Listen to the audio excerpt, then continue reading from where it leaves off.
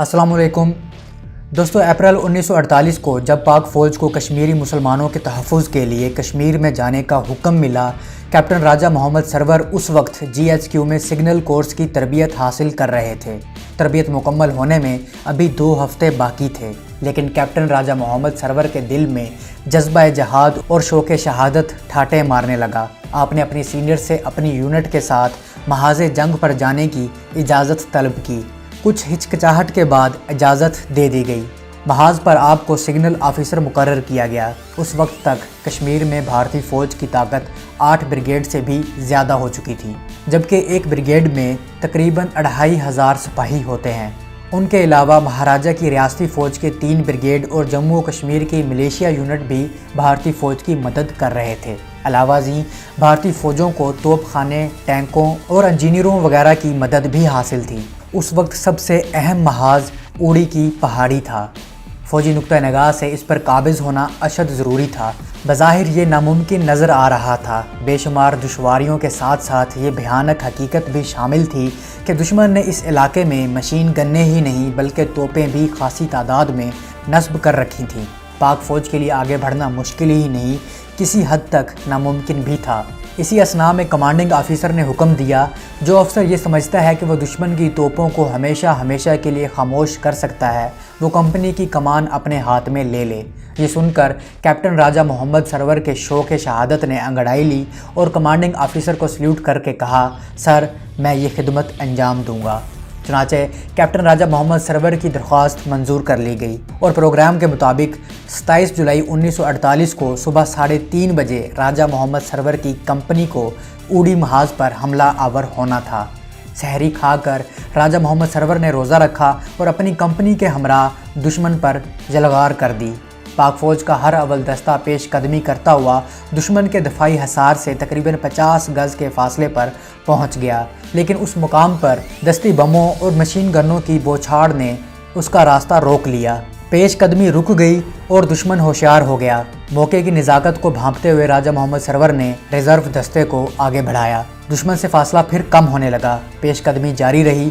जब दुश्मन और उनके दरमियान फासला सिर्फ 20 गज़ रह गया तो पता चला कि दुश्मन ने अपने मोर्चों को खारदार तारों से महफूज और मजबूत कर रखा है। ये बाढ़ गुज़िश्ता रात मौजूद ना थी। इस गैर मुतवक्के और नाजुक सूरत हाल से हरासा हुए बगैर राजा मोहम्मद सरवर ने दूसरे गनर को आगे बढ़ाया।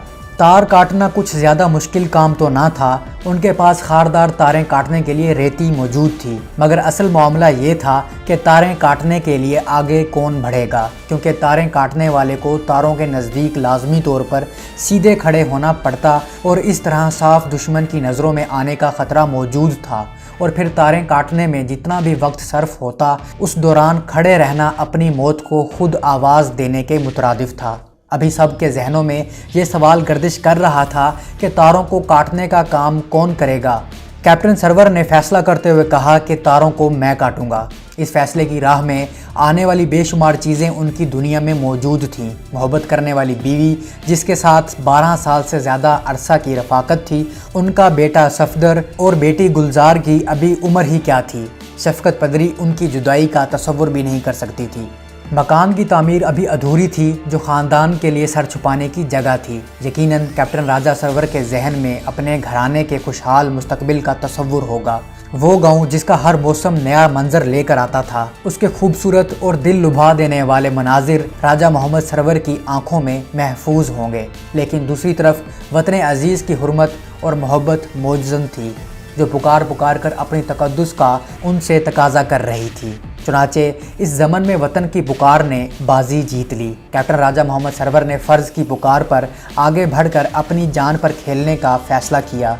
वो चाहते तो अपनी जगह किसी और सिपाही को तारें काटने का हुक्म दे सकते थे, मगर उन्होंने इसे गवारा ना किया।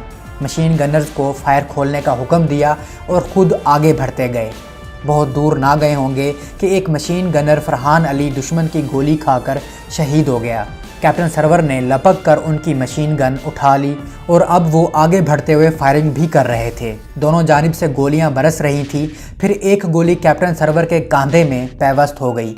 उन्हें यूं महसूस हुआ जैसे वहां किसी ने अंगारे भर दिए हों। सुर्ख लहू बह निकला। कैप्टन सरवर फिर भी ना रुके और फिर उन्हें दूसरी गोली लगी। बैक वक्त 2 गोलियां जिस्म में पैवस्त हो चुकी थीं। मंजिल थोड़ी दूर थी मगर ज़्यादा मकदार में खून निकल जाने के बाद वहां तक पहुंचना बज़ाहिर नामुमकिन दिखाई दे रहा था। उन्होंने अपने अज़म की तजदीद की। अब वो हर हाल में वहां पहुंचना चाहते थे। दोस्तों, आगे बढ़ो, मंजिल करीब है। कैप्टन सरवर के नारे से फ़ज़ा गूंजी। सिपाहियों के लहू ने जोश मारा। ये उनकी कप्तान की आवाज़ भी थी और एक अजीम मुजाहिद की भी।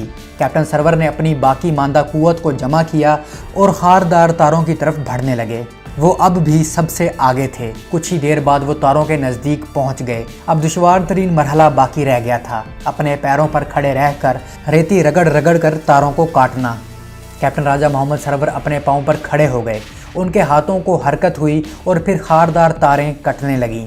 गोलियों की बौछार तेज़ी से उनकी जानिब आई। खुशकिस्मती से वो बच गए मगर अब ऐसा लगता था कि दुश्मन ने उन्हें देख लिया है। ताहम राजा मोहम्मद सरवर इस बात की परवाह किए बगैर अपना काम करते रहे कि दुश्मन बाखबर और होशियार हो चुका है। अभी तारों की रुकावट दूर होने वाली थी कि दुश्मन की एक और गोली कैप्टन राजा मोहम्मद सरवर के सीने को छलनी कर गई। उनकी सांसें उखड़ने लगीं। तारें कट चुकी थीं और उनका लहू वतन अजीज़ के काम आ चुका था। राजा मोहम्मद सरवर ने शहादत का अजीम मर्तबा पा लिया था। इसी असना में उड़ी की पहाड़ी की फतह भी यकीनी हो चुकी थी। कंपनी के जवान उनके पीछे पीछे खारदार तारों तक पहुँचे तो वहाँ कुछ नहीं था। तारों की रुकावट तो दूर हो चुकी थी लेकिन कैप्टन राजा मोहम्मद सरवर अब वहाँ मौजूद ना थे। ये बात सब जवानों पर आया थी कि कैप्टन राजा मोहम्मद सरवर ने एक बड़ा कारनामा अंजाम दिया है।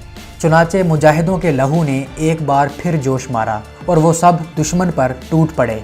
कुछ ही देर बाद वो इस अहम मोर्चे पर कब्जा कर चुके थे। दुश्मन को बड़ी कामयाबी के साथ वहाँ से पसपा कर दिया गया था।